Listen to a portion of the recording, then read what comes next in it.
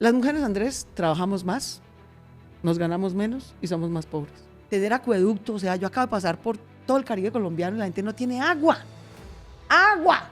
Abre la llave y no le sale el agua 24 horas al día. Vive, qué pena decirlo, literalmente entre la mierda porque no tiene alcantarillado. Hemos matado más gente en democracia que todas las dictaduras de América Latina sumadas.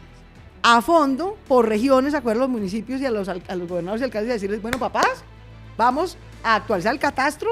¿Por qué no le proponemos a la gente que no dependa de los políticos, que no dependa de las regalías y que sea socio de los proyectos grandes? Pero tú aquí tienes acceso público gratuito si es que no tienes recursos suficientes. Lo que vamos a tener es lo que tiene Italia o cualquier otra democracia fuerte y seria, que es una fiscalía antimafia y unas cárceles y un sistema de jueces y una fuerza pública que es capaz de perseguir al crimen organizado, de meterle en una cárcel, que no controla la cárcel y decirle, señor, quiero volver a ver la luz del día, me entrega las armas y la plata. Esto es el siglo de las mujeres en la historia de la humanidad, no solo de Colombia.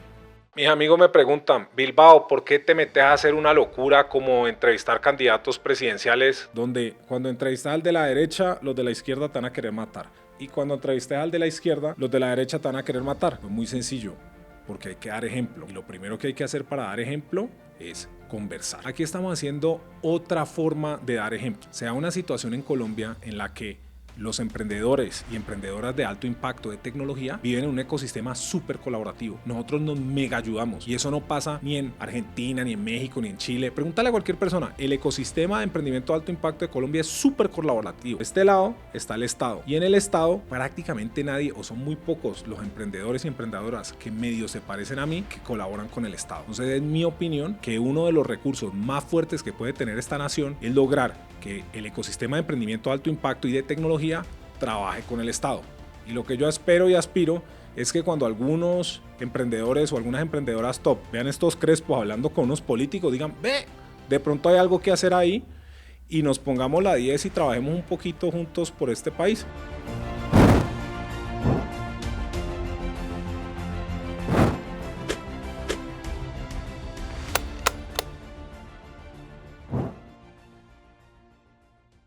Claudia, un placer tenerte acá. Esto en la casa, pues. Tan bello, muy querido, muy varias generoso. veces que nos hemos visto. Y la idea de esto es muy sencilla, es que la gente, y especialmente del mundo de emprendimiento y tecnología, te conozca un poco y escuche de vos las políticas y las cosas que querés hacer y en detalle. Es básicamente eso. Entonces, me encantaría, y yo siempre hago el mismo set de preguntas, me encantaría arrancar con, en tus propias palabras, ¿quién es Claudia López?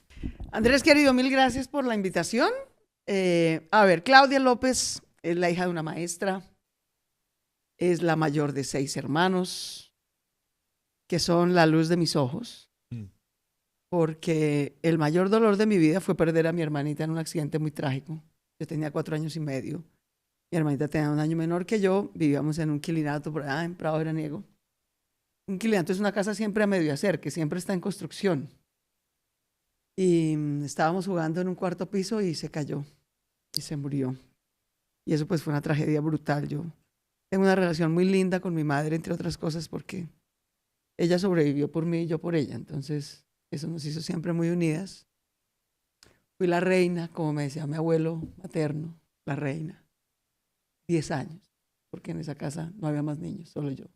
¿Por 10 años? Por 10 años. Ah, no digas. En la casa de mi mamá. Mi mamá también es la mayor de su familia, entonces eso, digamos, nos ha abarcado también la vida. Entonces yo era literalmente la reina. Todo el mundo me consentía, me cuidaba, me todo. En la casa de mi papá, en cambio, fue muy grande, boyacense. Allá sí tenía primitos. Entonces mis primitos son lo máximo, yo los adoro porque pues fueron como mis hermanos en ese periodo tan difícil de la vida. Después a los 10 años, mis papás que se han separado desde que yo era muy chiquita, se volvieron a casar al tiempo, a organizar. Y entonces me acabó el reinado. Claro. Porque ambos se casaron cuando yo tenía como 10 años, ambos tuvieron niñas, mis hermanas se llevan 15 días de diferencia. Ah, wow. Gina Marcela y Ana Carolina. Se me acabó el reinado, para mí fue trágico, vos no te alcanzaste a imaginar el show de adolescente que yo le hice a mis papás. Después, como a los 3 años, yo tendría por ahí unos 13, volvieron a quedar embarazados ambos. Ambos tuvieron niños. Mis hermanos se llevan como 6 meses, Andrés Javier y Jason Eduardo. Y después mi mamá cogió la delantera, tuvo un niño más, José Luis, que es mi hermano menor por ese lado. Y luego mi papá de verdad cogió la delantera. Yo tengo una hermana chiquita, mi hermana menor tiene 9 añitos. Wow. Entonces, total, tengo 6 hermanos, que son la luz de mis ojos, la verdad. Son lo más bello de mi vida, yo los adoro. Como ves, la diferencia es enorme con todos. Claro. Entonces, yo realmente soy más bien como la mamá de casi todos. Y tengo una relación muy bella con ellos. Amo las familias grandes, porque por lado y lado tengo familias muy grandes. Yo también estoy tratando, pero no me dejan. Estás haciendo el intento, haciendo el deber. No me dejan. Pero ahí voy. Pero sí, a mí eso me encanta. Entonces nosotros somos la típica familia, digamos, de quitar la mesa del centro y hacer fiesta en la casa por todo, por el cumpleaños del uno, por el matrimonio del otro. Nos reunimos en Navidad, cada día rezamos la novena en una de las casas de la familia. Entonces, para mí, digamos, el amor y la familia son 2 pilares súper, súper, súper importantes. Luego siempre digo que yo lo que estoy en la vida, además de tener una familia hermosa, es bien casada. Estoy casada con una mujer maravillosa que es Angélica Lozano. La adoro, me demoré en casarme y me casé muy bien. Entonces vivo súper feliz con ella. Ya tenemos unos 13, casi 14 años de relación. Y ese pues es otro pilar de mi vida muy, muy importante. Y tal vez lo otro que mencionaría de mi vida personal es que yo soy una mujer estudiosa y osada. A mí me gusta meterme en bollos grandes. Y me enfrentaba a retos grandes, digamos. Y esa es una diferencia con Angélica. En estos días teníamos una conversación y ella me decía, es que yo no entiendo tú de dónde sacas ese arrojo, ¿no? Yo decía, pues yo tampoco sé muy bien, pero la verdad creo que es por la tragedia de mi hermanita, porque yo sí creo que me quedaron 2 vidas en una. Y claro. Pues si uno no, con semejante segunda oportunidad en la vida no se la gasta, entonces, ¿para qué? Y eso, yo creo que de ahí del amor infinito de mi mamá cree que yo soy la Mujer Maravilla. O sea, mi mamá cree que yo soy capaz de cualquier cosa en la vida. Y fue como, digamos, su manera de cuidarme y de protegerme y darme confianza, yo creo, después de semejante tragedia. Entonces, diría que el tercer parámetro de Claudia López en su vida es ser curiosa. Yo amo la educación, amo la lectura, es algo que mi mamá me inculcó desde siempre. Hoy tengo 55 años y parezco la típica niña de 5 años de ¿por qué? A mí me gusta indagar y he tenido la fortuna de tener muy buena educación, tanto pública como privada, tanto en Colombia como en el exterior, y eso ha definido mi vida. Yo soy una persona curiosa, rigurosa, lectora, amo la ciencia, la valoro, la aprecio profunda, la respeto profundamente. Y esa combinación, digamos, de buena educación, mucho amor y arrojo ha definido mi vida. A mí lo que me gusta es el servicio público y la academia, y a esas 2 cosas le he dedicado la vida. Respeto profundamente a quienes se dedican a generar empleo, riqueza en el sector privado. Mi padre es un comerciante nato, digamos. Buena parte de mis tíos son los típicos microempresarios de Colombia, digamos, y les tengo un respeto infinito, ¿no?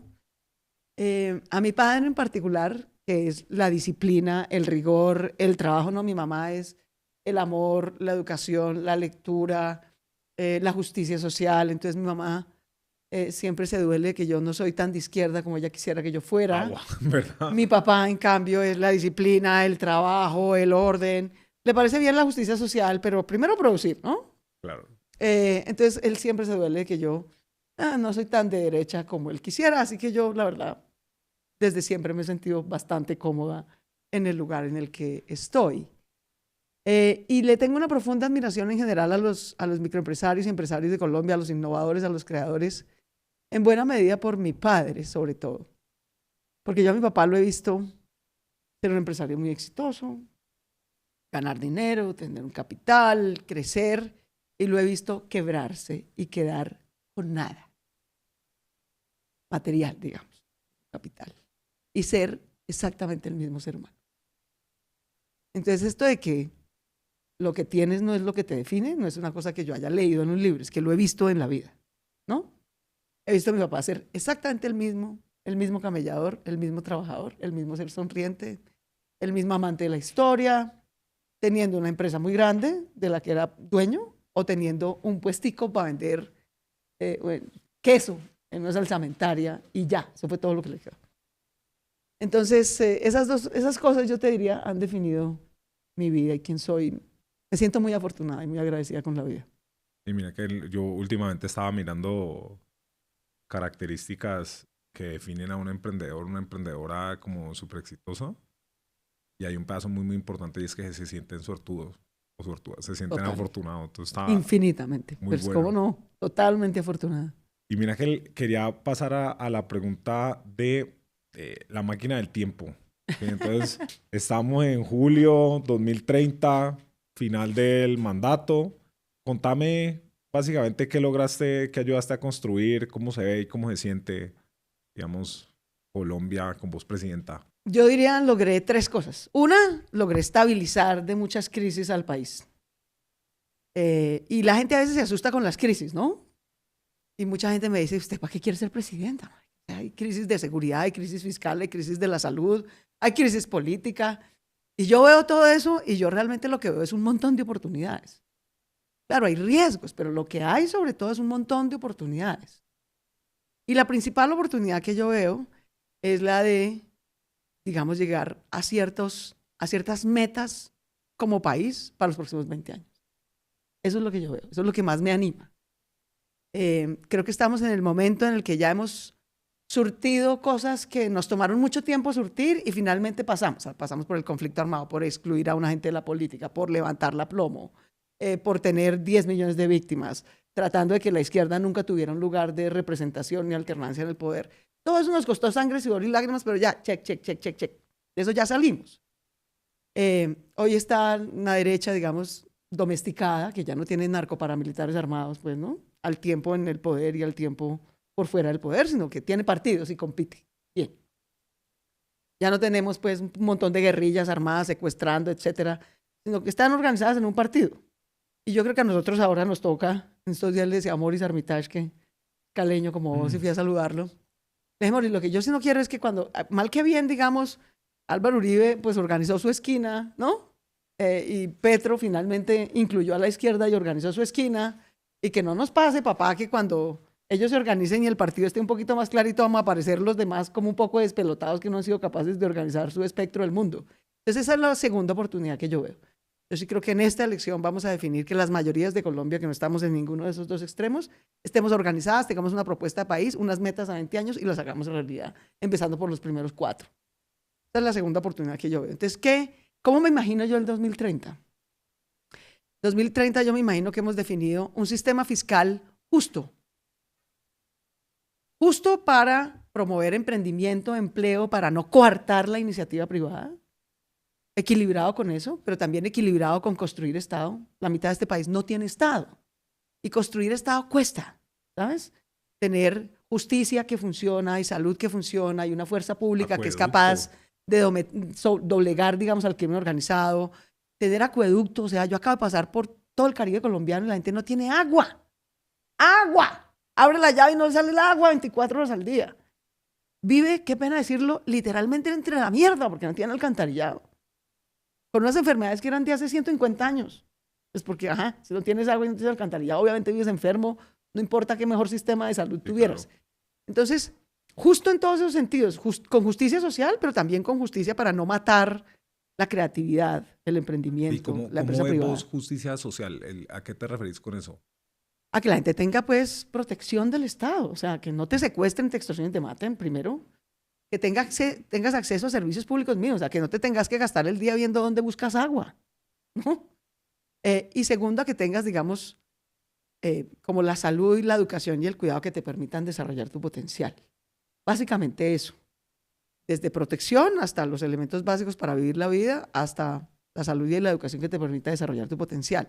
Y yo creo que ese pacto fiscal social lo podemos lograr desde nuestra perspectiva del mundo, no fuera de los extremos, en los próximos 4 años. Eso me anima un montón, porque creo que eso es realmente lo que le va a dar estabilidad a Colombia.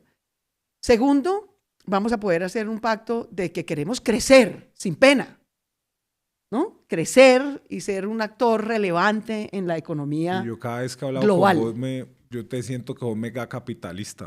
O sea, yo me llevo mucha sorpresa. No Eso no es tengo- mega capitalista, pues, pero es capitalista normal. Puta, hay que No, crecer. pero es por prejuicio, porque la gente, Ah, no, porque sí, cree seguro. que yo defiendo, digamos, la trayectoria que he tenido en la vida, enfrentarme pues a las guerrillas que se tomaban una parte de la política o a los narcoparamilitares que se tomaban otra parte de la política, porque creo en la justicia social. Obviamente, claro que creo en la calidad de la educación, pues de eso vengo, ¿no? Mm. No estaría aquí si no fuera por eso. Pero también tengo absolutamente claro que el Estado, que es básicamente tener el monopolio de la fuerza legítima, de la justicia y de la tributación legítima y equilibrada. Si tú tienes esas tres cosas, tienes un Estado. Bueno, la mitad del territorio de Colombia no tiene esas tres cosas. ¿Sí? Y entonces creemos que aquí, arrinconándonos en las ciudades, vamos a lograr evitar que eso nos llegue. Y siempre nos llega. Y siempre nos jode. Entonces nos vamos a tener que echar al hombro, al alma y al bolsillo construir Estado donde no lo hay. Pero también hay que construir mercado, porque si no hay Estado, pues no hay mercado. O sea, vos no te vas a ir, Andrés, a la mitad de un sitio donde te van a expropiar de facto el primer día y quizás a secuestrar, a invertir. No, ni siquiera Punto. con riesgo de ¿No? eso. voy. Simple. Entonces, la otra tarea que a mí me anima es construir mercado, y eso quiere decir crecer sin pena, decidir para qué somos buenos, usar lo que tenemos para construir el nivel de pacto fiscal y pacto social que queremos tener, pues porque eso se paga con impuestos, eso no nos lo va a regalar nadie. Y también veo ahí una oportunidad, yo sí creo que tenemos una oportunidad de establecer eso. Y tercero, una cosa que me ha sido la obsesión de mi vida, que es pelear, y por eso me he tomado riesgos grandes en la vida, pelear contra la violencia que excluye a unos, pero también contra la corrupción que espanta al resto. Yo sí me imagino que vamos a tener un país con una fiscalía antimafia, y este país tiene dos mafias Con grandes. Una fiscalía antimafia. Sí. Una fiscalía antimafia que es capaz de someter a los corruptos y de someter al crimen organizado, que está bastante ligado además, porque obviamente el crimen organizado lo que hace es explotar unas rentas y lavarlas. Y además se tira la economía formal, ¿no? Competir contra eso es muy difícil. Entonces yo sí creo que vamos a poder tener un pacto fiscal estable, un pacto social de inclusión de la gente que está muy excluida y un aparato estatal legítimo de proteger a la gente y de someter al crimen organizado y a la corrupción. Y creo que si logramos dejar esas tres cosas, en lo social, básicamente 1 millón de becas de educación superior, posmedia y para el trabajo, con un montón de emprendimiento e innovación metida ahí, no solamente estudiar, sino estudiar y poder trabajar y poder emprender, es una beca de las tres cosas. 800.000 viviendas que generan un montón de empleo, pero además le dejan a la gente un patrimonio, no es solamente el sueño de una familia, te dejan un patrimonio. 1000 manzanas del cuidado, porque la vida de las mujeres es muy peculiar, Andrés, y eso es algo que la inmensa mayoría de los políticos colombianos no han entendido. 1000 manzanas de cuidado. De cuidado. Las mujeres, Andrés, trabajamos más, nos ganamos menos y somos más pobres. En promedio, sí, seguro. No, así, es así, la vida es así para todas. ¿Por qué? Porque las mujeres somos la seguridad social al gratín Sí, de claro. Colombia. No, claro, claro. ¿No? Cocinamos, lavamos, planchamos, cuidamos Cuidamos. los niños, cuidamos a los mayores. Si tenemos un hijo en condición de discapacidad, ahí nos quedamos en la casa de por vida sacrificándonos. Entonces no basta con tener seguridad y justicia, no basta con tener educación. Las mujeres tenemos mejor educación postmedia y superior que los hombres. Sin embargo, nos ganamos menos. Se graba más. ¿Sí? Nos graduamos más, somos más juiciosos, estudiamos más, sacamos mejores notas, todo. Y sin embargo, nos ganamos menos. Tomamos menos riesgo. Muchas veces no creemos en nosotras mismas, entonces nos da pena, ¿no? Decir que lo vamos a lograr, no a mí lo vamos a lograr, pero también necesitamos no solamente protección en el sentido de justicia, no solamente protección en el sentido de seguridad, no solamente educación de calidad, sino un sistema de seguridad social y del cuidado institucional que se encargue de lo que nosotros hacemos gratis. Esas son las manzanas del cuidado. Es sumar una serie de infraestructura pública, escuelas, jardines sociales, jardines infantiles, centros de desarrollo comunitario, que ya está hecha, entre otras cosas. Okay. Pero ampliarla y ponerle personal adicional para que se encargue de tres cosas. Uno, de cuidar a los que nosotras cuidamos. De cuidar a nuestros hijos en contrajornada escolar, de cuidar a nuestros chiquitines en primera infancia, de cuidar a los mayores de los cuales nosotros estamos a cargo, de cuidar a las personas en condición de discapacidad, de cuidar a las que nosotros estamos a cargo. O sea, de cuidarlos a ellos con la garantía que los están cuidando con el mismo amor con que esa mujer lo cuidaría. Dos, de devolvernos las oportunidades a las que hemos renunciado. Tiempo para nosotras, tiempo para descansar, tiempo para ir al médico, tiempo para educarnos, tiempo para conseguir un mejor trabajo, tiempo para generar mejores ingresos y ser más competitivas en el mercado laboral sin esta sobrecarga de cuidado no remunerado. Y tercero, enseñarle a todos los hombres que a cuidar, queridos, se aprende. Que si lavan la loza, no se les va a caer una mano. Que si peinan a sus hijas y hacen tareas con ellas, lo que van a tener es una mejor relación con ellas. Que si llevan a sus propios papás al médico. Pero no hay que arrancar van a tener que redistribuir esas tareas dentro de la familia y dentro del sector público y privado. Es lo que es construir un sistema de seguridad social y del cuidado. Manzanas del cuidado. Pero ¿no crees que hay que arrancar con que los papás estén en la casa? Porque hay un resto que no, sí, que no existe, que no hay papá. Hay que redistribuir, pero lo primero es redistribuir eso. Y sí, digamos, nos enorgullecemos mucho, las mujeres además, de ser madres, cabeza de familia, pero eso es una sobrecarga para nosotros brutal. Y otra cosa es que tú decidas eso como una opción de vida y otra cosa es que te toque lidiar con eso en la vida. Entonces, hay muchas cosas culturales, pero por eso, digamos, este patrón cultural del patriarcado, del machismo, etcétera, es algo que tienes que abordar. No es solamente un cambio económico, no es solamente un cambio educativo, no es solamente un cambio de servicios sociales y públicos, sino también un cambio cultural que ha avanzado un montón, pero que tenés que seguir empujando. Entonces, constituir ese sistema de seguridad social y el cuidado, ese 1.000.000 de becas de educación superior postmedia para el emprendimiento y el trabajo, y esas 800.000 viviendas son, digamos, el pilar de lo que yo entiendo como justicia social. El pacto fiscal es el pilar de lo que yo entiendo para que personas como vos generen muchos más rapis y mucho más emprendimiento y nos ayuden además a resolver problemas del Estado que necesitan un poquito de tecnología, pues, ¿no? Y de voluntad política, como que podamos compartir y tener, digamos, un cálculo actuarial nuevo de cómo somos los colombianos en términos de nuestra enfermedad, de cómo hacer un trámite frente al Estado, de que sepamos cuando entra una denuncia, en qué va esa denuncia y cuándo va a tener un resultado, que son cosas increíbles. O sea, este Estado es ausente para la mitad de la población y es agobiante para la otra mitad, que sí lo tiene. Y en buena medida es agobiante porque vivimos llenos de, qué pena, abogados, chulos, trámites, formatos, sellos, vainas. ¿Por qué dices qué pena? No, pues con los abogados digo, porque estamos sobre regulados. Entonces, para los que viven en las ciudades y tenemos más o menos buen estado, estamos sobre regulados. Tenemos un estado sobre regulador y agobiante. Y eso en buena medida la tecnología nos lo puede ayudar a resolver. Y habrá que meterse en eso. Y para otra parte de la población, el estado es muy ausente. El que regula tu vida es el crimen organizado. Es el que controla tu territorio, te dice aquí a dónde puedes entrar, a dónde no puedes entrar, te cobra extorsión, o sea, hay una DIAN paralela. Te dice si puede ser o no puede ser, ¿no? Te mata de facto. Pero es un estado muy barato, es un estado brutal, pero es un estado barato. El mismo señor con fusil es soldado, policía, recaudador de la DIAN, imparte justicia. Sistema eficiente. ¿Sí? Y genera empleo.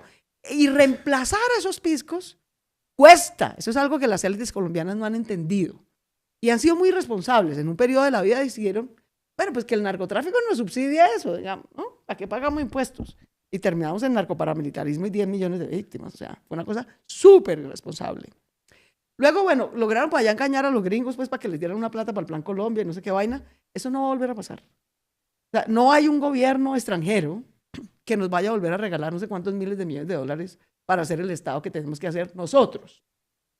Feliz ocasión, les digo yo a todos, feliz ocasión. Entonces, el pacto fiscal nos va a permitir construir Estado donde no lo hay, que sea menos agobiante donde lo hay, que genere más empleo, que formalice más empleo, que genere más innovación, pero también este pacto social que yo lo veo basado en educación, vivienda y cuidado fundamentalmente, nos va a permitir tener una sociedad con un orden justo, en buena medida, con razón.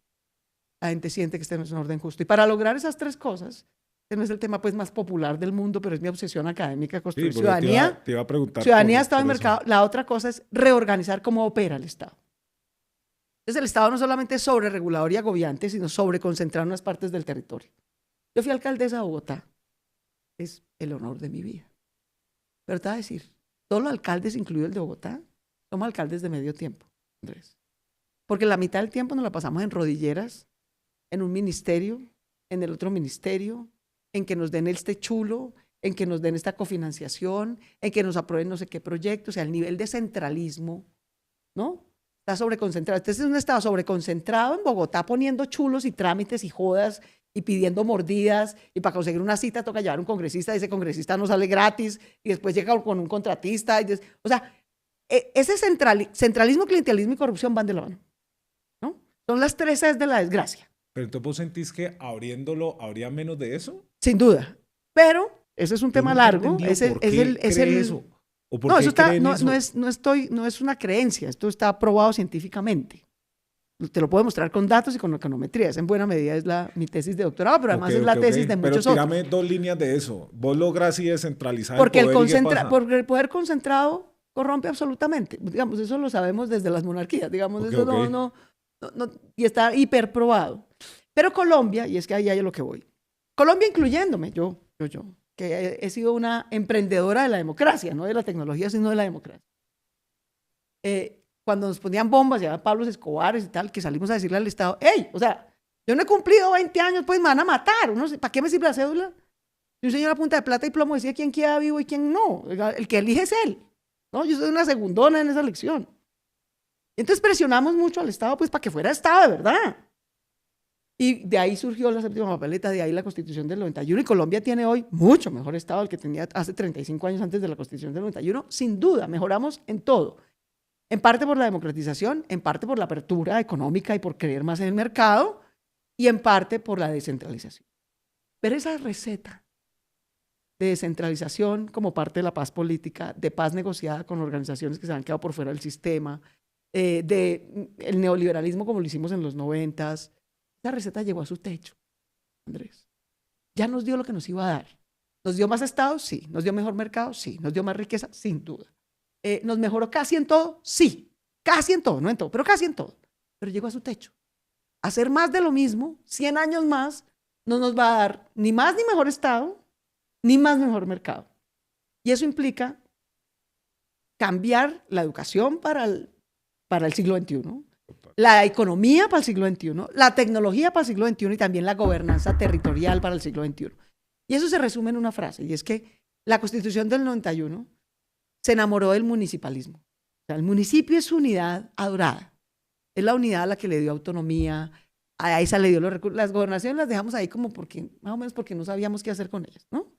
Y de hecho los departamentos y los gobernadores se sienten hasta el día de hoy como, bueno, denme una función de verdad, pues, porque yo aquí estoy como el baile de los que sobran.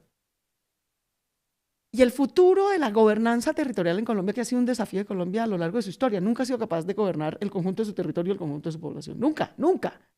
Ni con centralismo, ni con federalismo, ni con bipartidismo, sin bipartidismo, ni antes de la Constitución del 91, ni después de la Constitución del 91. Es que tenemos que cuidar lo que ya hicimos de descentralización municipalista, pero pasar a una descentralización regional. Lo que une la gobernanza territorial, la gobernanza fiscal, social y política, que nos va a dar un lugar en el mundo, es entender que afortunadamente, es un país de regiones, en todo. Por la geografía, por la comida, por las tradiciones culturales, por las etnias, por la composición sociodemográfica y también por las oportunidades de desarrollo. Y desarrollar esas, di tú, 6, 9, ahí tenemos diferentes cálculos de cuántas son regiones como si fueran un país, que cada uno de esos 9 países va a ser rico, no es que hay 22 ciudades que producen riqueza y el resto vive de eso, porque eso es otra vez un rentismo maluco, que genera unos incentivos muy perversos y corruptos. No, sino que esas 9 o 10 regiones, cada una va a ser riquísima para su propia población, porque va a optimizar sus habilidades y capacidades de desarrollo. ¿Y eso lo harías con más o menos Estado? Eso requiere más Estado, pero también requiere más mercado. Ok. Requiere ambas cosas.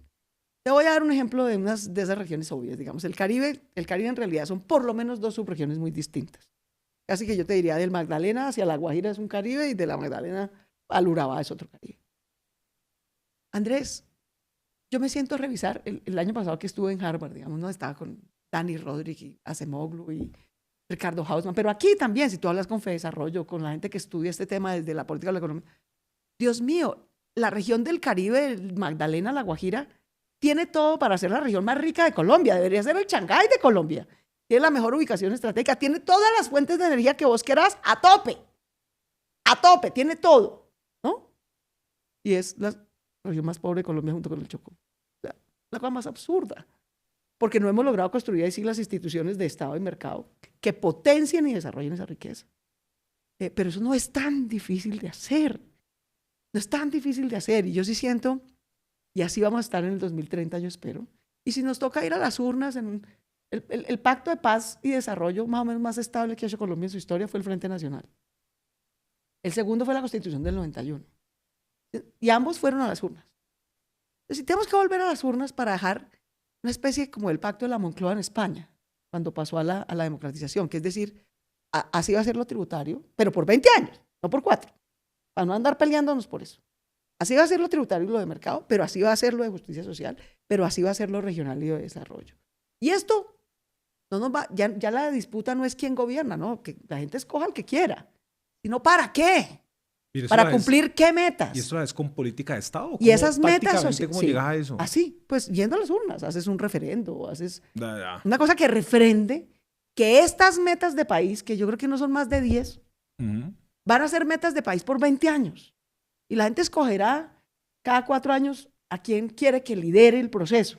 Pero el que llegue a liderar el proceso sabe que no puede llegar a tirarse todo, ¿no? Que hay unas 10 metas de país que tiene que cumplir.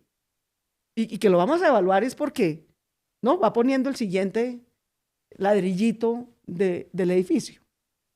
Yo de verdad creo que a pesar del ruido, 100 candidatos, la vaina, la tragedia, volver a tener violencia política, que es una tragedia, que a pesar de toda la tensión, polarización, que uno siente que esto está como una olla express que está volando, ¿no? Como cuando a uno se le estallan los frijoles en la cocina, así. Sí, y eso tiene muchos riesgos, pero yo también veo unas enormes oportunidades de llegar a esos 10 consensos de país, de llegar a esa reorganización regional, no solo municipal, de llegar a tener un orden territorial justo que incluya a la gente con los bienes públicos de calidad, un sistema de seguridad social y del cuidado, un acceso a vivienda para que tengas un patrimonio, una salud y educación de calidad, pues porque sin eso, ¿cómo salís adelante? Pero también un pacto fiscal que yo le pueda decir a los andreses de este mundo, los próximos 20 años Colombia te va a tratar así, en términos de reglas y en términos de impuestos. Entonces, yo sí creo que con esas condiciones que no veo tan imposible alcanzar, hablemos de eso, vuela, sin duda. Eso es lo que me ilusiona. Hablemos de eso.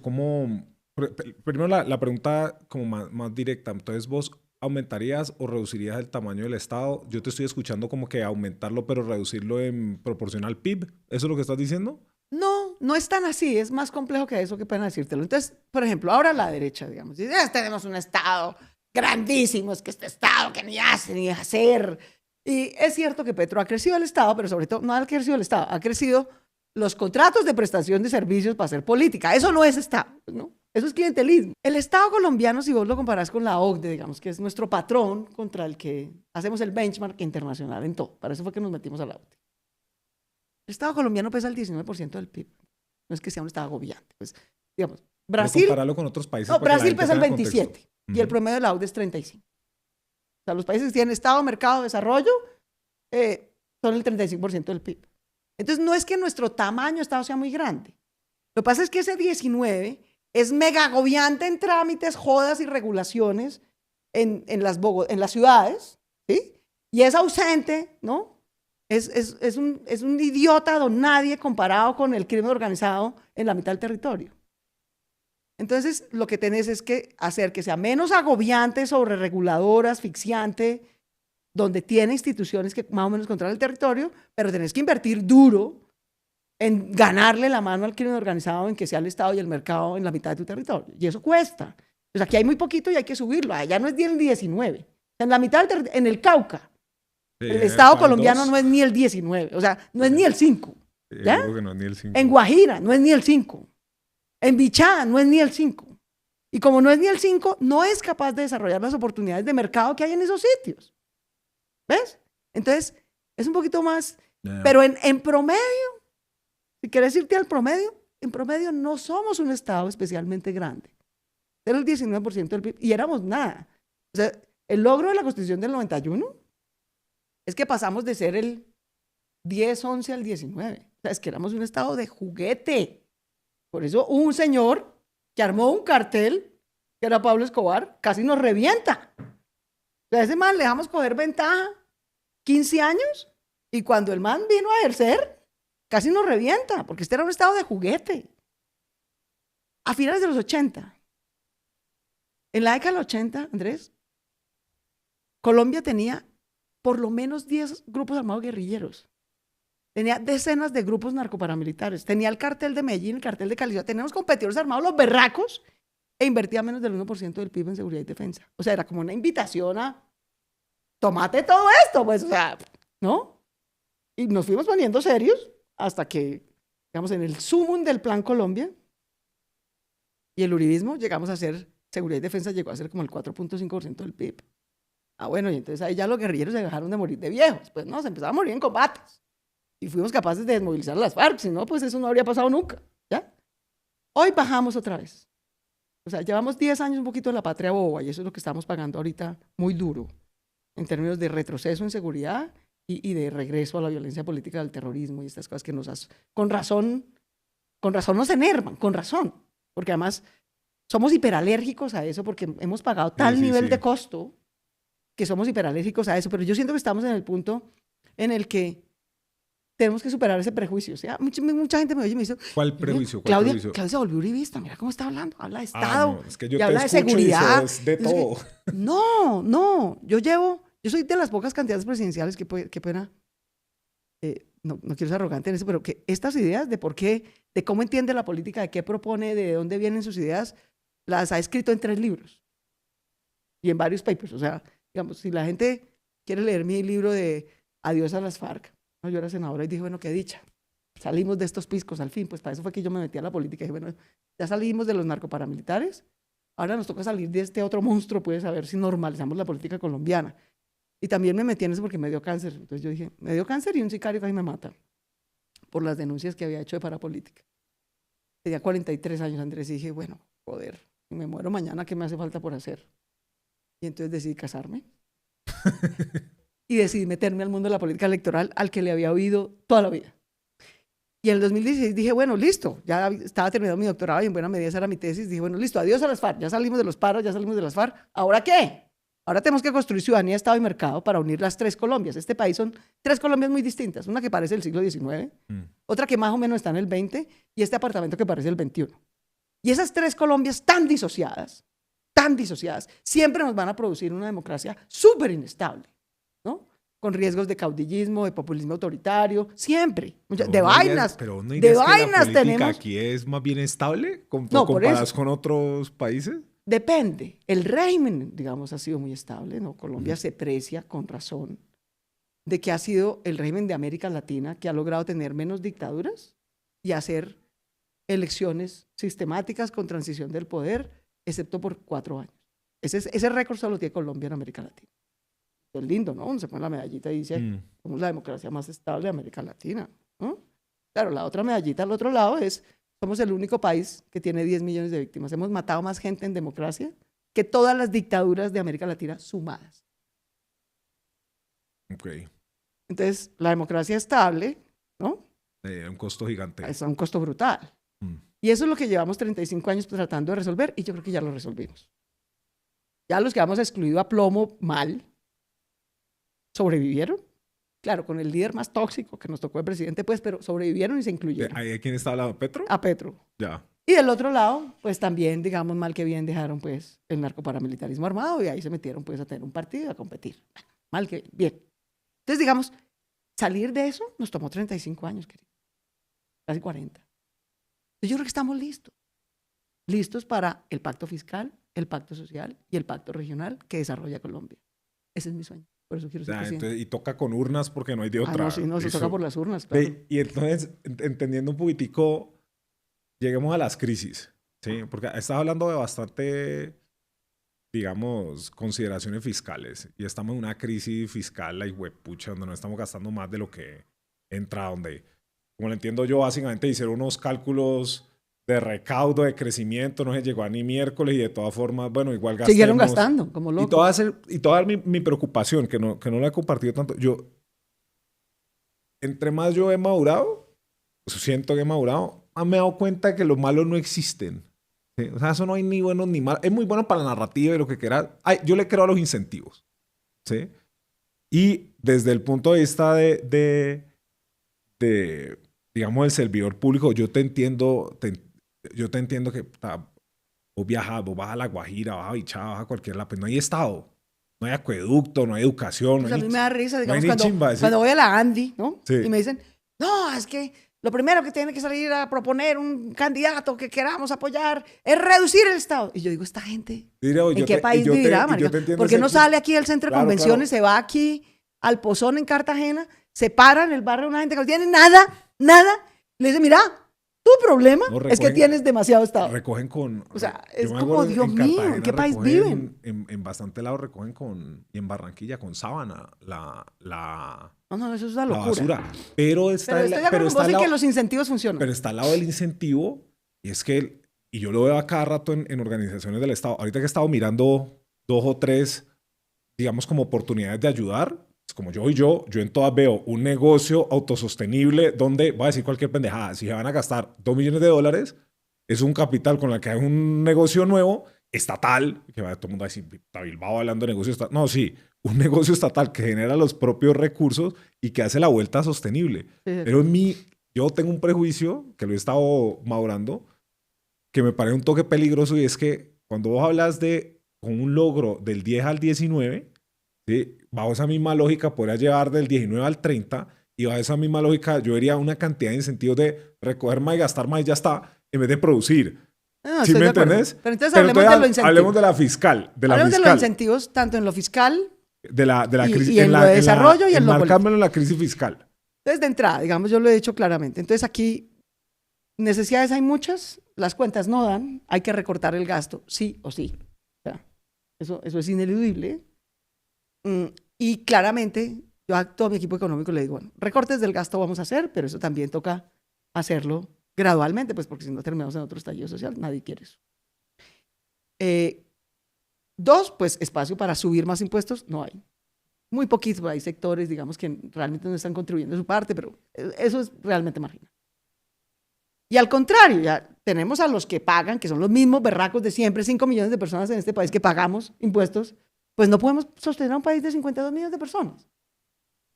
Entonces, al contrario, a los empresarios lo que tenemos es que decirle bajo qué incentivos empezamos a bajar la carga impositiva que tienen, sobre todo en renta y patrimonio.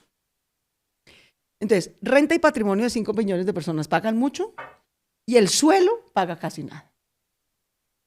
Eso es una cosa absurda. O sea, ninguna teoría económica y fiscal seria te diría que eso es lógico. Eso es lo que tiene Colombia. Entonces, el suelo paga casi nada. Entonces, aquí le regalamos el valor generado por el hecho de que nos aglomeramos al que lo tenga, por suertudo o por corrupto o por avivato. Y en cambio la renta y el patrimonio de muy poquitos paga mucho, y entonces le hemos ido cargando al consumo, que es una cosa muy inequitativa. ¿Te parece que cargar al consumo es inequitativo? Me parece no, está probado en el mundo. ¿Por qué? El IVA es inequitativo. Porque tú que tienes 100 veces más ingresos que yo, pagas la misma por la salchicha. Y tú y yo pagamos y el señor que compra salchicha en Bosa paga lo mismo. Entonces no es proporcional al ingreso. No, claro, es que yo siempre he pensado los impuestos al consumo no son proporcionales al ingreso. Al consumo. Por eso son tan inequitativos. Los impuestos a la renta del patrimonio son proporcionales a la renta del patrimonio, son más equitativos, son directos. Las democracias que mejor funcionan mejor funcionan porque son capaces con su Estado de extraer impuestos directos y no indirectos. Colombia es un Estado muy atrofiado, no le carga nada al suelo. Somos un Estado muy terrateniente. El consumo es bien duro, ¿no? Le clavamos mucho al consumo, ya vamos en 19% al consumo, lo cual es hiper inequitativo. Y muy poquitos tenemos la capacidad de pagar renta y patrimonio, y ahí ya estamos al 35%, o sea, estamos al tope. Pero claro, yo tengo que meter la cucharada. ¿Vos sentís que los ricos en Colombia pagan impuestos? No, evaden cada vez más. Los hiper ricos evaden cada vez más. Sí, entonces, bajo esa lógica, yo siempre he pensado porque tienen cómo evadir. Exacto. Lo que yo haría estando en tus zapatos sería consumo súper progresivo. Por decir algo, en ese apartamento yo no sé cuánto pagamos no estoy seguro cuánto pagamos de impuestos, la verdad. Debe estar un impuesto predial alto porque Bogotá tiene su catastro actualizado. El predial, pero en la compra, en la transacción. También pagas un impuesto cuando haces la transacción. Claro, pero ese impuesto ¿por qué no es gigante? Es gigante. Ese no es gigante. Pero digamos. Es igualito para todo el mundo. Es el que yo te digo. No es igualito, también es proporcional. Pero a lo que voy tienes razón. Digamos, más allá de entrar, uno debería tener impuestos al suelo y a la transacción sobre el suelo más altos. Y para eso hay que equilibrar el catastro en este país. En serio. Y actualizarlo. Eso es lo primero que debes hacer. Y el Estado central va a tener que meterse, porque eso es de la autonomía de los municipios. O sea, le dejamos a la entidad que tiene El mayor nivel de conflicto de interés para hacer eso, todos los concejales de cualquier municipio de Colombia son los terratenientes de ese municipio.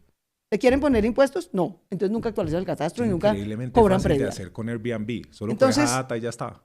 Bueno, pero eso es una cosa que deberías hacer. Lo otro que deberías hacer es no seguir subiendo renta y patrimonio. Al contrario, deberías alinear nuestros incentivos que yo he dicho, creemos una regla fiscal y de crecimiento justo. Alineemos los incentivos. Empresarios de Colombia. Si crecemos al 4% y la formación bruta de capital fijo, que es la inversión privada, que es lo que puede mover la economía, crece a niveles en promedio del 20%, bajamos 2 puntos de renta. Si crece al 5 y sigue creciendo la formación bruta de capital fijo al 20, bajamos otros 2 puntos de renta. Es decir, el pacto fiscal es contra crecimiento, inversión productiva privada, vamos bajando la renta. Sí. Porque necesito equilibrar el recaudo. Y eso me equilibra el recaudo. ¿Ya? Esa regla fiscal y de crecimiento, yo de verdad le he camellado mucho a eso. Creo que alinea los incentivos en el sentido correcto. No vía burocracia, inversión pública, sino vía inversión privada, sí, crecimiento del PIB, inversión productiva, ¿sí? Que es lo que quiero crecer. Quiero crecer el mercado, no la burocracia del Estado. Y en la medida en que crezca esa torta, pues puedo llegar, y yo pensaría que en los 20 años que te digo, podemos nivelarlos a niveles del 25 y ya, digamos. Y no seguir subiendo patrimonio, porque por eso es que los hiperricos se van.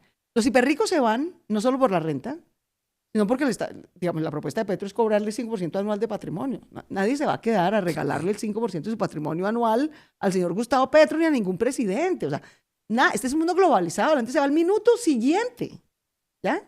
Si no se fueron ya. Entonces, digamos, a eso es lo que yo llamo un pacto fiscal, pero hay que empezar por 2 cosas concretas que yo voy a hacer el 7 de agosto. La primera es proponer esta regla fiscal de crecimiento con estos incentivos, para no cambiar esas reglas 4 años. O sea, lo único que yo le puedo prometer a los empresarios colombianos es que llego a hacer una ley de crecimiento y financiamiento, pero hago una. No hago una anual, hago una por los 4 años. Con unas líneas y unas reglas que nos permiten saber si pasa, qué pasa. ¿Y mantendrías patrimonio? Mantendría patrimonio donde está, no lo subiría, es que lo están subiendo brutalmente. ¿En cuánto está ahorita? La tributaria esa en 1.5. En la tributaria esa que están proponiendo eso no va a pasar, pero bueno. Y en cambio me metería a fondo, contigo discutimos eso el otro día, a fondo por regiones, acuerdo a los municipios y a los gobernadores y alcaldes, y a decirles, bueno, papás, vamos a actualizar el catastro y a diferir en el tiempo los efectos fiscales, pues porque no le podemos subir el predial a todo el mundo, lo podemos diferir a 10 años, pero vamos a actualizar el catastro y los ingresos derivados del suelo y de las transacciones sobre el suelo. ¿Sí? Todo para volver a Cartagena. Qué maravilla todo el desarrollo inmobiliario de Cartagena a Barranquilla. No ha pagado un berraco centavo de plusvalía, ni un berraco centavo de predial. O sea, una cosa ridícula. ¿Sí? Y en cambio, si vamos y le cargamos al puerto de Cartagena los impuestos de renta y patrimonio ridículos. Eso hay que equilibrarlo. Pero en todas las... Pongo un ejemplo de Cartagena, pero eso pasa en todos los municipios, en todos. Y pongo unos incentivos, en cambio, a la inversión de crecimiento en ciertos sectores en los que creo que debo ser muy buena. Por ejemplo, en transición energética, creo que estamos poniendo todos los incentivos al revés, digamos. Hay que hacer transición, no sopetón, que fue como lo entendió Petro. Es un absurdo.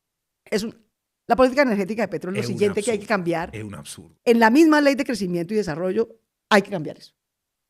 Que es decir, no, obvio que vamos a usar todo lo que tenemos, vamos a ponerle un montón de incentivos al desarrollo rápido, además, de proyectos de energía limpia, pero vamos a usar gas a lo que da, claro, a todo lo que da, y vamos a usar en todo caso todo lo que tenemos. No vamos a renunciar a usar lo que tenemos, o sea, nosotros somos 0,02 del problema. Esta de las consultas previas. Eso es por constitución, eso no lo podemos evadir. No, pero con eso no puede mover nada. No lo puedo evadir. Lo puedo reglamentar y hay un margen de reglamentación ahí que hay. Ayúdame a entender eso. Vos no puedes coger y hacer un plazo máximo y un número máximo de consultas previas, por ejemplo.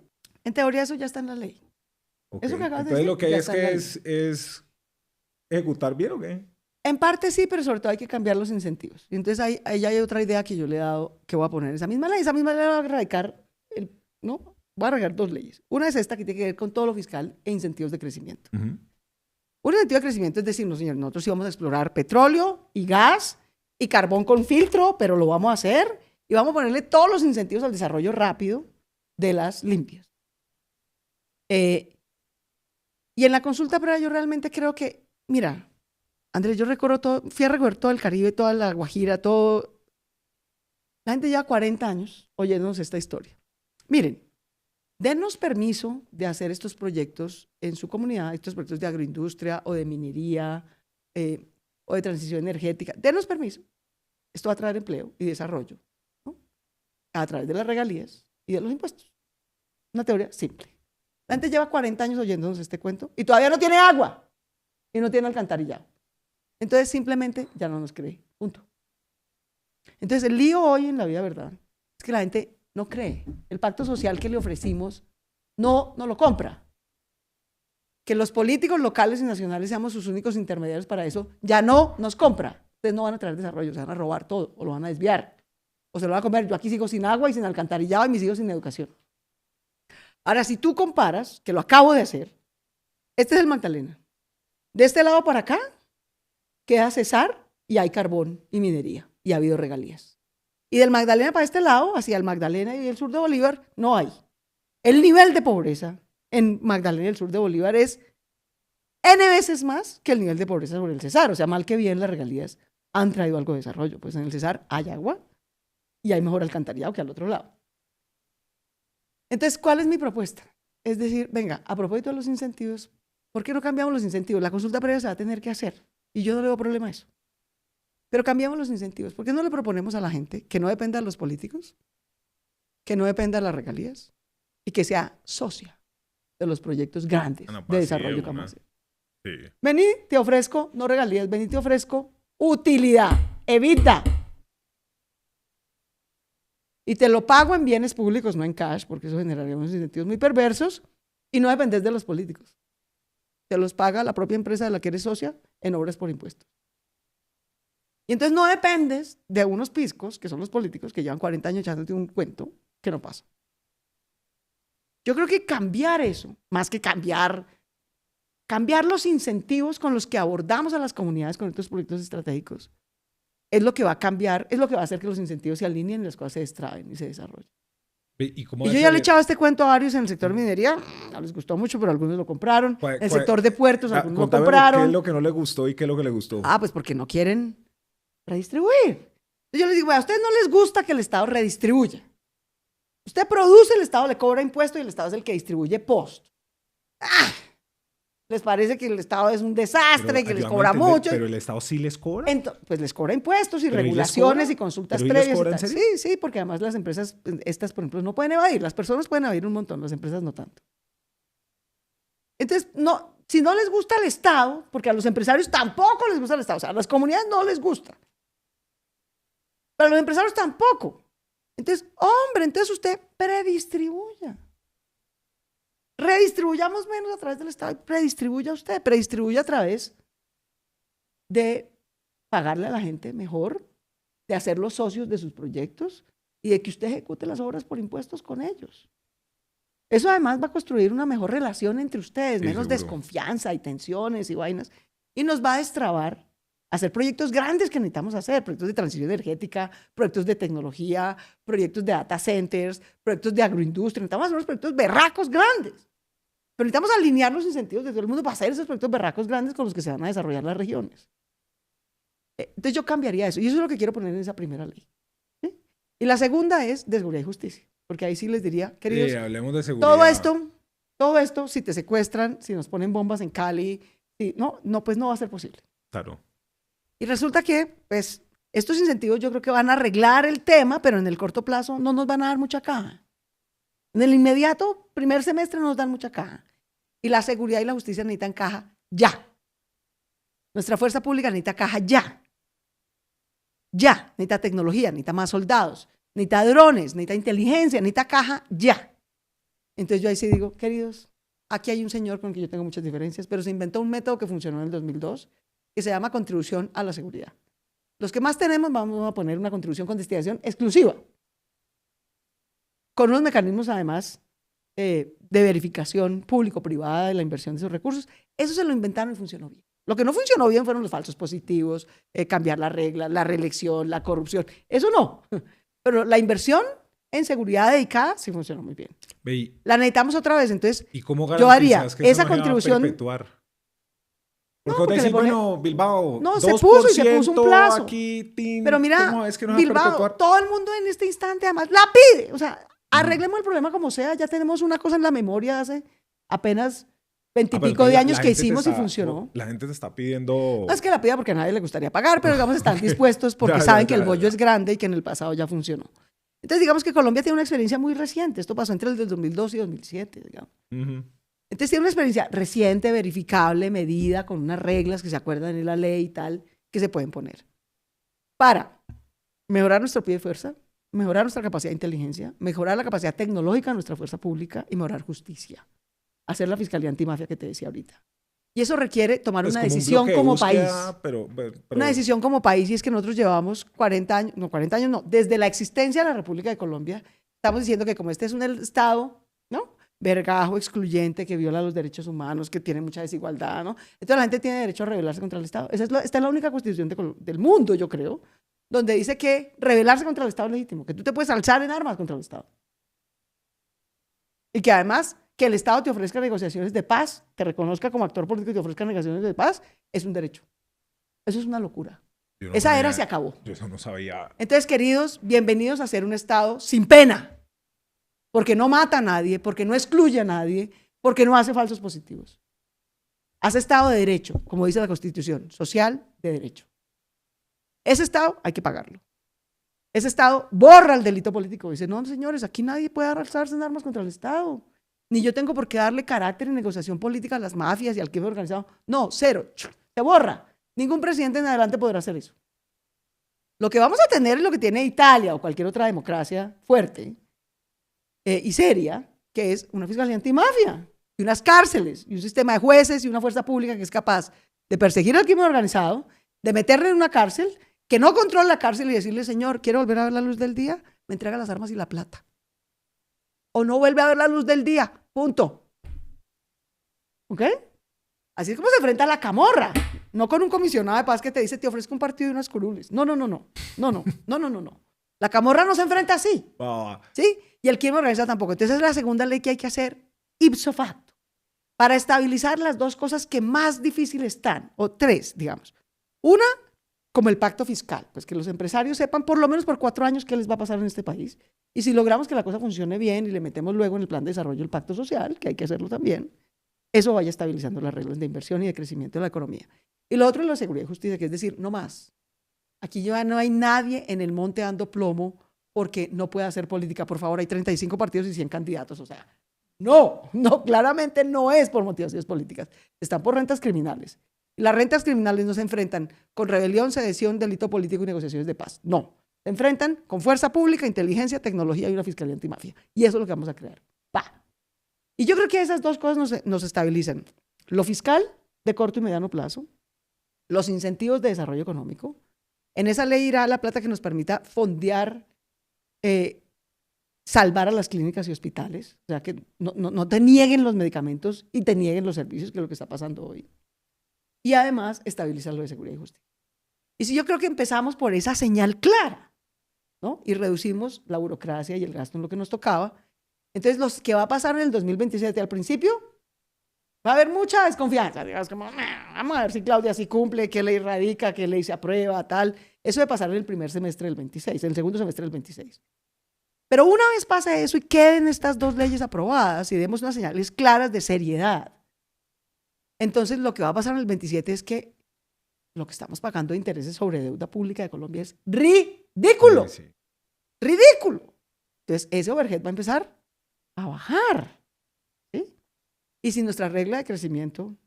¿Pero por qué decís que va a bajar el overhead? ¿Porque estás cortando Porque estoy cortando gasto, porque estoy haciendo costos fiscales sensatos, porque estoy dando unos incentivos a la inversión privada para que llegue, porque los estabilicé por 4 años. Por eso. Entonces eso va a hacer que el costo de interés, en lo que más se gasta el Estado colombiano hoy, la poquita plata que recauda es en pagar intereses. Y los intereses nos suben cada mes porque el señor presidente Petro anuncia una estupidez que nos sube cada mes el costo. ¿No? Entonces, eso hay que bajarlo. Lo primero que hay que bajar, el primer costo que hay que bajar es el de intereses.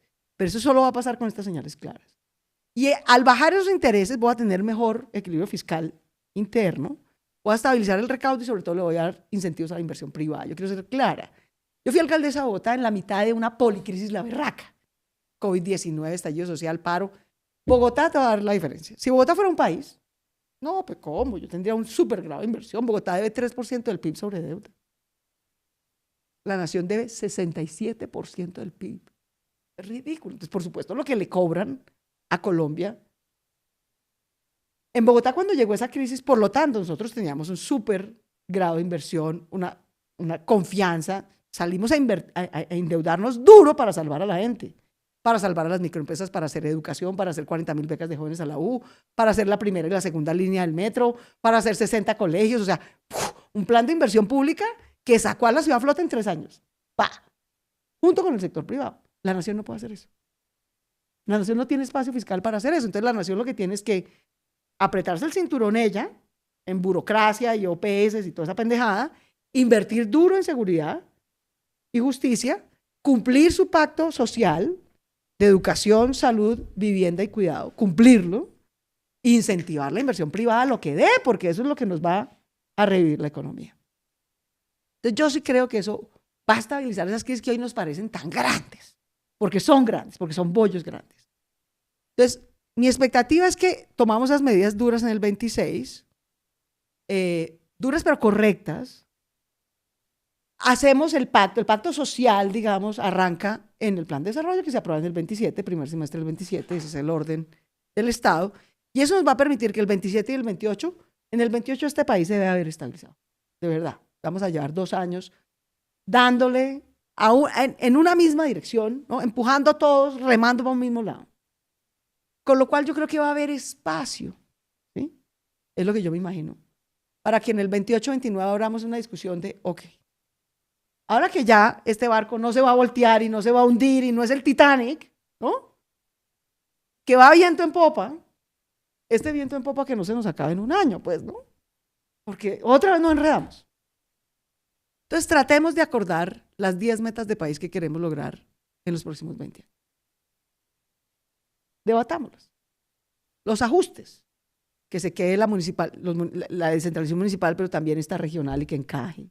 Que demos estos incentivos, que nos propongamos unas metas obvias, que el país tenga acueducto y alcantarillado, ¿no? En 10 años, que nadie pase hambre, que todo el mundo, todos los niñitos tengan los derechos que la ley de primera infancia les concedió desde hace 15 años y no se cumplen, ¿no?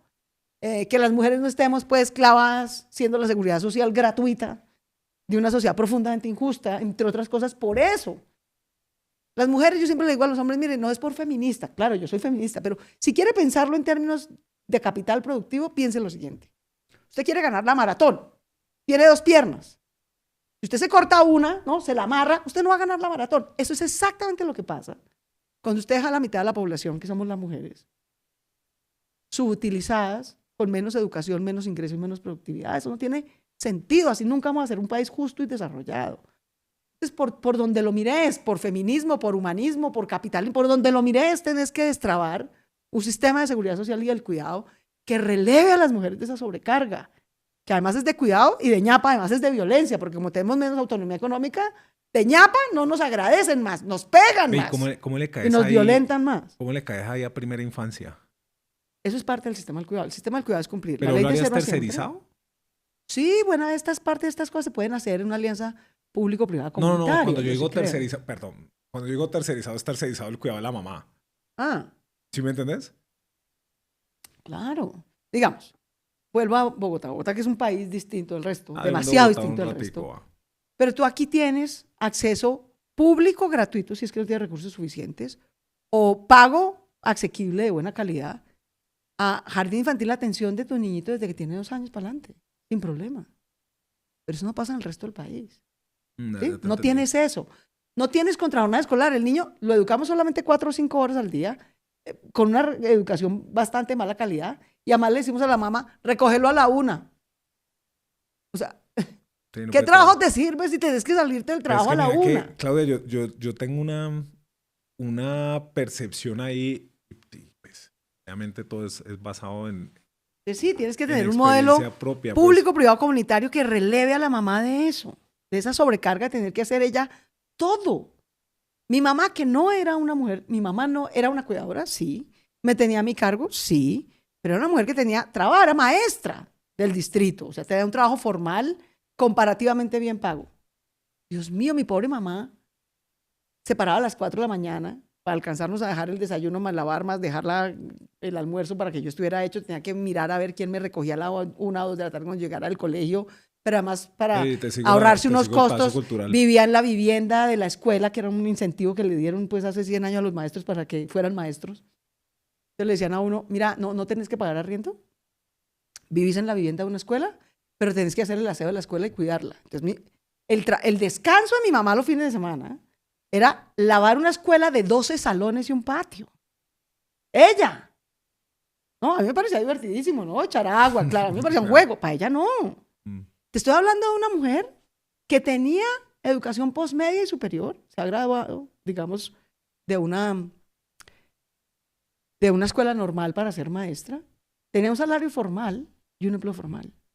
Imagínate las que no. O sea, imagínate las que no. A mí el reto que me da lo que estás diciendo, yo te lo entiendo en masa, es solo que en mi concepción, nosotros necesitamos más manes en la casa y más mujeres en la casa, sobre todo cuando los bebés están chiquitos. Claro, pero fíjate que, por ejemplo, en eso hemos ido... Yo me estaba hablando de tercerizar. No necesariamente tercerizar. Tanto... Colombia ha avanzado en eso, pero pues todavía no somos los países escandinavos. Sí, tú deberías llegar a un estado, digamos, a mí me parece que en eso Dinamarca, etcétera, tienen unas cosas maravillosas. Y es que realmente, culturalmente, ¿sí?, ha distribuido entre la población las labores de cuidado. Tiene un sistema de seguridad social que te protege. Le da licencia de maternidad y paternidad por igual a ambos. ¿Sí? Pero eso cuesta. O sea, para llegar a ese nivel de desarrollo, tienes que superar unas barreras culturales, tienes que tener un nivel de desarrollo económico que te permita pagar eso productivamente. Allá llegaremos. Pero empecemos, por lo menos, viejo, por cumplir primera infancia, contrajornada escolar, atención a los mayores, a las personas en condiciones de discapacidad, en manzanas del cuidado, usando la infraestructura social que ya construí, tengo subutilizada, poniendo personal adicional y relevando a las mujeres ahí, ¿no? Y pagando eso entre cajas de compensación, que es una cosa público-privada, lo pagan las empresas y lo paga el Estado. Es una belleza. Y es un modelo que funciona muy bien. Es una belleza. Más los alcaldes, más las asociaciones de mujeres. O sea, esa es una asociación público-privada comunitaria linda por hacer, linda, que optimiza lo que hemos construido en estos últimos 60 años, pues, ¿no? Lo optimiza. Entonces es una solución a la colombiana, pero linda. Y eso es parte del pacto social y de cómo construir Estado de mercado a la colombiana bien hecho. Entonces, esas son las cosas que yo digo. Yo sé que todo esto es difícil, pero mira, cuando yo, imagínate pues, para poder llegar a ser alcalde. No, como, pues Claudia Ojos es una lesbiana alcaldesa. Un milagro, del milagro. Uy. Y finalmente pasa el milagro. Sí. Y al mes hay una pandemia.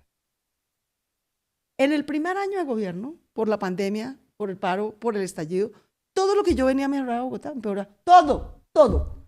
El empleo se duplicó, la pobreza se triplicó, estuvimos al riesgo de la muerte masiva. O sea, lo único que nos pasó, hermano, fue que nos cayera un meteorito o que hubiera un tsunami porque no tenemos mar. De resto, hermano, nos pasó todo. Pero ¿yo qué veo? Yo veo que esas épocas de crisis, si tú tienes a alguien firme, con carácter, sereno, riguroso al frente y que provoca unos consensos, también nos dieron la posibilidad de solucionar cosas que nos hemos demorado un montón de años en solucionar. ¿Crees que te van a dejar hacer? Sí, yo sí creo. Porque pero es que, yo creo... yo tengo una sensación, pues, y puedo estar como súper equivocado. ¿Sí? Y yo soy muy así, entonces de pronto estoy hablando más de mí que vos, ¿no? O hay crisis, gobernar en crisis es más fácil, porque la gente no jode. ¿Qué es lo que hay que hacer y ya está? ¿Sí me entendés? Es más fácil llegar a ciertos consensos. ¿Sí me entendés? Pero Colombia es un país muy polarizado. Y te digo por qué mi versión de esto. Porque yo lo digo. Porque yo estoy compitiendo aquí donde estoy compitiendo, que es donde he estado toda la vida. ¿Sí? Yo soy la única colombiana que ha derrotado en un entorno grande como Bogotá, al tiempo, al petrismo y al uribismo. Es que lograr esa magia es difícil. Lo que suele terminar pasando es que la gente o se alinea a un lado o se alinea al otro. Y a nivel nacional, además, el sistema electoral está hecho para que eso pase. Por eso hay segunda vuelta. ¿Cómo te sentimos diferente del uribismo? Por Ah, ejemplo, no, no, pate, pero te la calmo. no, pero Económicamente, y lo mismo del petrismo, económicamente. y lo mismo todo esto que yo te digo. Pero digamos en economics. Mira, te voy a decir esta economía que yo acabo de escribir, donde las comunidades son copropietarias de las empresas de desarrollo, okay, ¿no? Donde hay un pilar de justicia social con cuidado, educación de calidad, salud, donde hay igualdad, digamos, donde podemos competir de tú a tú con el statu quo, con una élite muy cerrada. Esto les parece comunismo a los señores del uribismo, ¿no? Okay. Pero cuando yo digo, hay que tener una fiscalía antimafia, hay que construir un Estado que de verdad defienda y proteja a la gente, hay que eliminar el delito político, entonces el petrismo me dice, no, facha, facha. Hombre, esto es lo que las democracias robustas han hecho.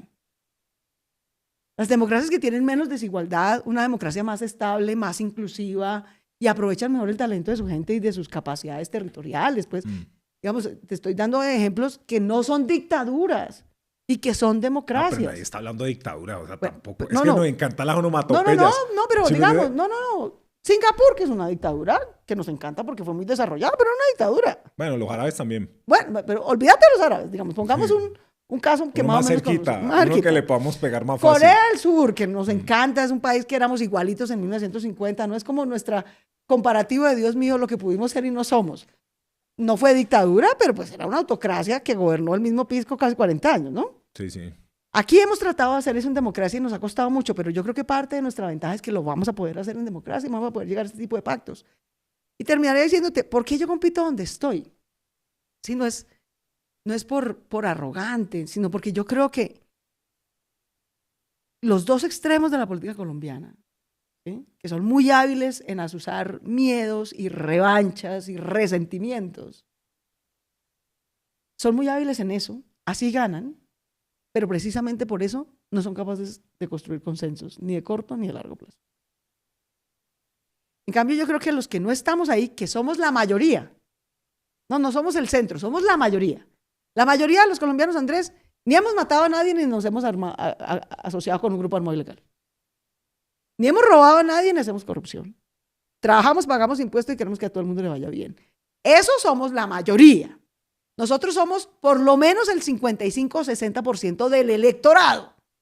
Lo que tenemos que hacer es organizarnos, ¿sí?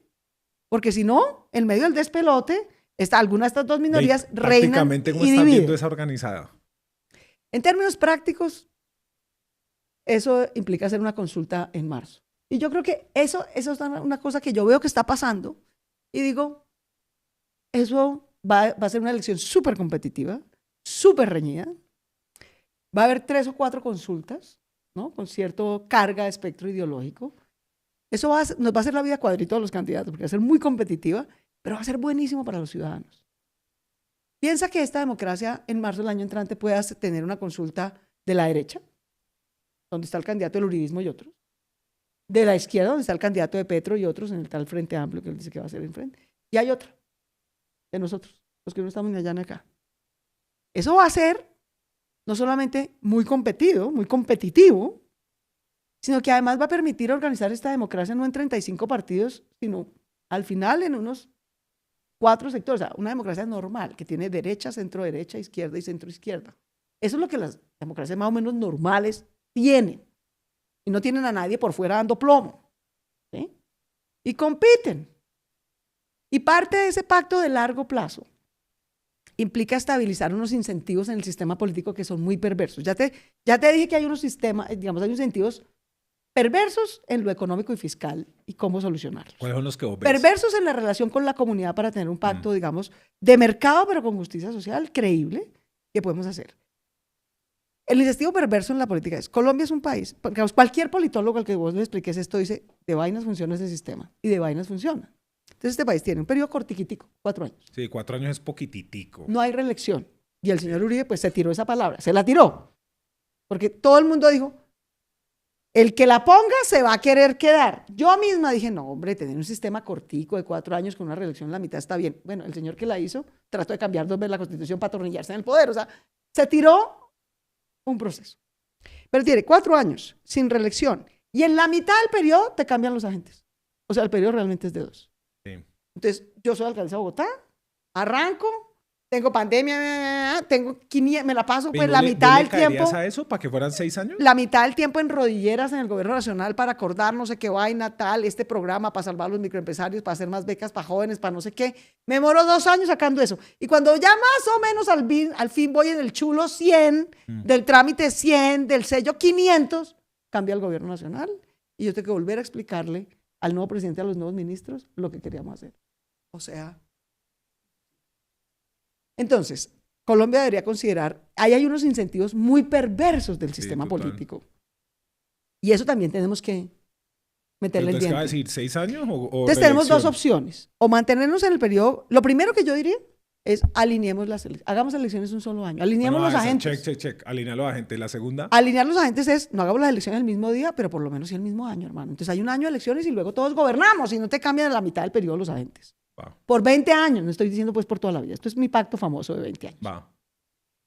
Lo segundo es tendríamos que escoger.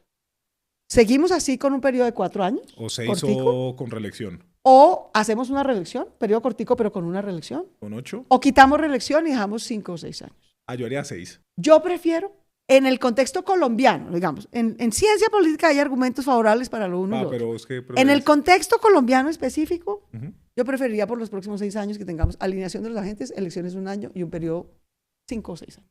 Y no reelección. Porque en el contexto colombiano de alto clientelismo, alta corrupción, plata de la mafia rodando todo el tiempo, te perpetuás, ¿no? Y entonces eso es jodido. Y esa es la tercera pata. O sea, así alineamos la fiscal, ¿no? Y la de desarrollo, así le alineamos la social y así alinearíamos la fiscal. Y yo sí creo que si hacemos una consulta entre Maurice Armitage y Sergio Fajardo y qué sé yo, otros que estén en este espectro, que digamos no levantamos tanta roncha, nunca hemos cogido las armas, o sea, no tenemos esqueletos en el closet, que eso genera un nivel de resentimiento brutal. Y que muy difícilmente les pueden cuestionar actos de corrupción. No tenemos actos de corrupción, hemos gobernado bien, hemos cometido errores, pero jamás hemos metido las manos, ¿no? Seríamos capaces de liderar un acuerdo que estabilice a Colombia, no solamente en los próximos 4 años, sino en los próximos 20. Y hacer ese acuerdo de 10 metas, pasarlo por las urnas y dejar ahí sí una Colombia de mediano plazo estabilizada. Y en esas metas, para cubrirlo, ¿qué meterías en educación? Mira, ¿Qué quieres hacer en educación? Te lo digo diferente. Digamos, una educación que realmente desarrolle las potencialidades de la gente. Pues, primero que coja al niñito desde primera infancia. Es una cosa que no hemos logrado hacer. Una cosa que la ciencia social ha probado. Es decir, tú tienes 1.000 pesos. No tienes más. Sí, el mejor retorno es primera infancia, no hay nada que hacer. Primera infancia de lejos. Bueno, ese es un pacto y no lo cumplimos y hasta hoy no lo cumplimos. ¿Sí? Entonces, el pacto por la primera infancia tendría que ser lo primero que deberíamos hacer en educación. Lo segundo es el número de horas que educamos a los niños. Mira, ¿cómo me pudiste pensar? ¿Y con qué calidad? ¿Cómo me pudiste pensar en eso con el sindicato pues, de profesores y todo eso? Pero yo sí le metería durísimo inteligencia artificial a la segunda parte del día. Es correcto. Entonces, esa contrajornada escolar, mira, los niños, yo hice una misión de sabios y educación ciudadana. Y lo que más pedían los niños lo que pedían era tener una educación divertida, divertida. Esa era la primera palabra, ¿no? Que fuera divertida y que fuera pertinente. Para el mundo que ellos ven por fuera del colegio, ¿no? Y eso implica compensar, digamos, no es tener a los niños 8 horas en lo mismo, sino hay 4 horas que ya tenemos un modelo que ya tenemos y que hay que ir mejorando y hay que apoyar a los maestros y darles mejores incentivos y herramientas y tal, sí. Pero también tenemos otras 3 o 4 horas en las que podemos innovar. Claro. Tener más exposición a tecnología, tener más exposición a inteligencia artificial, tener más exposición a trabajo, a compartir con la naturaleza, ¿no? A tener un aula viva. Nuestro país es divino. Puedes enseñar biología en cada centímetro de tierra que tienes en este país, divino. Entonces, eso. Y tener una educación postmedia que esté vinculada al mundo de la formación para el trabajo. ¿Y lo estás pensando como trade school o lo estás pensando más como universidades? No. Las universidades tienen que cambiar, digamos. La universidad tradicional de Colombia, que está teniendo que cambiar, forzada por las circunstancias y por la deserción, es cara larga e impertinente. O sea, y es la pública o la privada, es cara larga o impertinente. Y eso es lo que está teniendo que cambiar. Y del 19 para acá se forzó a cambiar. Y hay que ayudarlos, digamos, en que sigan en esa ¿Y cómo lo ayudarías? A mí si me preguntas, digamos, ¿qué modelo me gustaría acercarme más? Me gustaría acercarme al modelo alemán, pero a la colombiana, digamos, ¿no? Alemán, muy duros en trades, hacen unas industrias, En hacen cosas capacidades. cortitas, exacto. Por eso digo la vinculación de la posmedia con la superior, porque es en la posmedia con la superior y entiende que esto es cíclico, no es iterativo, que es una palabra que a ti te gusta mucho. Y así va a ser la educación, la tecnología y el trabajo en este siglo. Tú no te formas para algo de lo que vives 40 años y luego te pensionas. Ese mundo se acabó hace como 50. Lo que pasa es que seguimos educando a la gente así. Claro. Tú te formas para algo hoy que te gusta hoy, de lo que vives hoy, y vuelves y cambias. Vuelves al sistema y el sistema es capaz de ofrecerte nuevas herramientas y vuelves al mercado. Y así. Entonces, no es así, sino así. Así que vas avanzando en la vida. Y la educación tiene que ser así, tiene que ser educación para la vida. El sistema colombiano es costoso, largo, impertinente y además es brutalmente excluyente. A los menores de 28, de 30 les dicen, no te puedo contratar porque es muy pelado, no tienes experiencia. Y a los mayores de 50 le dices, no te puedo contratar porque es muy catano. Joder, entonces ¿quién trabaja y produce, digamos, no? Claro. Y en realidad es porque no le damos ni al uno ni al otro las habilidades a lo largo del ciclo de la vida para adaptarse a cambios tecnológicos. Y estamos viviendo un cambio tecnológico, vamos a vivir mucho más rápido. Entonces, ese tipo de pacto, ¿cómo poner eso en un artículo, una meta? Bueno, bienvenidos a redactarlo bien, pero hay que ponerlo. Pero ese es el tipo, y esos no son más de 10 metas, Andrés, sí, de verdad. Claro. Entonces, yo sí me imagino que uno radica estas dos leyes, que estabiliza lo fiscal, lo de desarrollo y lo de seguridad y justicia, que hace el plan de desarrollo, que es en esencia el gran pacto social, digamos, realmente, de cómo regional, social, de activos, de cuidado, de educación, de salud, de vivienda.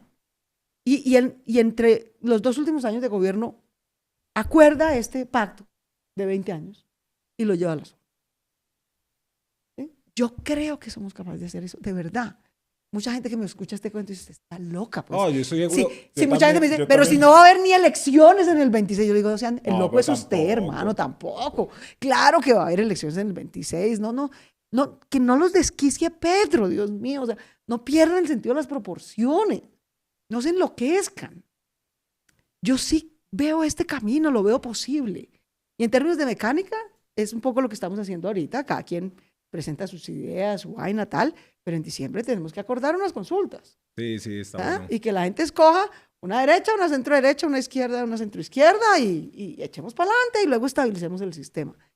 Yo sí veo que estamos en la oportunidad histórica de hacer eso, en el momento oportuno de hacer eso. Yo quería, digamos, hacer un comentario porque en este podcast, pues, y en esta grabación, la idea es escucharte a vos y las ideas tuyas y lo que vos querés hacer.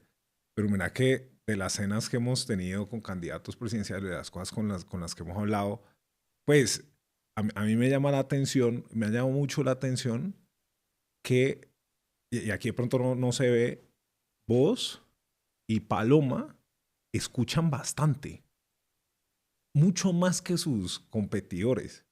Entonces hay una cosa que yo quería hacer un poquito esa reflexión porque así, aquí te escuchan al uno, escuchan al otro, es como que te das tu opinión en lo que sea, pero ustedes escuchan bastante. A mí me ha impresionado como, y me ha emocionado que se dejan hablar y que parámbolas, y no solo parámbolas, sino que van como modificando pensamiento y vos lo hiciste ahí, o sea, sin pena estás cogiendo la idea del impuesto de guerra que se lo inventaron, pues que se lo inventó Uribe, que sería como una antítesis para algunas de las cosas que vos querés hacer. Y estoy seguro que habrá otras de Petro que sirven y las coges. Es una experiencia colombiana hace 22 años, ¿por qué no la usamos? Entonces me parece, yo quería resaltar eso, vos y en particular Paloma, pero hay varios, pues, pero ustedes dos escuchan bastante, las mujeres escuchan más, es como la sensación que tengo. Mira, ¿Sí me entendés? Esto es el siglo de las mujeres en la historia de la humanidad, no solo de Colombia. No, pero espérate, pero eso no es todos los siglos de los últimos 3 siglos. No, es este. ¿Por qué este? Es este. Es este. Pero además, digamos, Claudia Goldín, que acaba de ganarse hace un par de años el Premio Nobel de Economía, está explicando por qué es este, porque hasta ahora logramos tener el suficiente desprendimiento cultural del machismo, el suficiente nivel educativo, el suficiente nivel de inclusión en el mercado, como para que de verdad ahora podamos florecer y tener más opciones de liderazgo.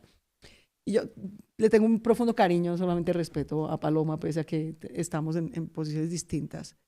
Pero yo creo que una cosa buena que está pasando en este momento en la democracia es que hay muchas mujeres compitiendo. En todo el espectro. Eso es bueno. Es bueno para la democracia, eso es maravilloso para las mujeres, pero es buenísimo para la democracia y para la sociedad en su conjunto. Y ojalá a la etapa final, más competitiva, lleguemos mujeres, ¿no? Que las mujeres no seamos el adorno, ¿no? El florero en la mesa. Vos estás viendo, ¿no? Paloma, Corcho. No sé, porque eso depende de los electores. No, depende claro, de mil pero procedimientos. pues, sí, obvio. Depende de 1000 procedimientos. Pero yo creo, simplemente quisiera destacar en la línea de lo que estás diciendo, que eso es bueno. Yo creo que es la combinación, esa capacidad de escucha. O sea, todo eso que nos ha limitado por milenios, ¿no? El rol reproductivo, el rol de mamás, el rol de cuidadoras, eso nos ha limitado por milenios. ¿Sí? Ahora más o menos estamos pudiendo compensar. Pero eso que nos ha limitado por milenios nos habilita en este momento con unas condiciones y unos atributos que le cuesta mucho trabajo tener a los hombres. Tener capacidad de escucha, concederle al otro, sí, tenés una buena idea y no es mía. Y no siento que me va a morir por eso, que se me acaba la hombría, la masculinidad. No. Ceder al argumento, ceder a la razón, ceder a la ciencia. Procurar, digamos, tender más puente. Esas son unas habilidades que vienen de eso que por milenios hemos tenido como rol reproductivo del cuidado, etcétera, que en este momento de la política colombiana son muy útiles.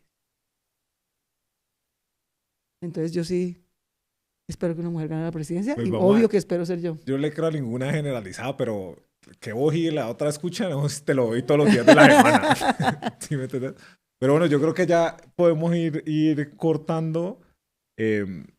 Para mí ha estado muy útil la conversación, siempre súper educativa, la verdad.